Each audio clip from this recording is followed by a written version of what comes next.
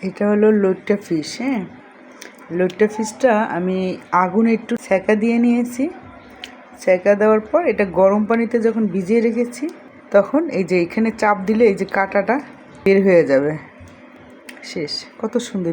তারপর আমি এটা কুচকুচ করে কেটে তারপর রান্না করব। এই যে কাটার জন্য অনেক সময় বাচ্চারা খেতে চায় না।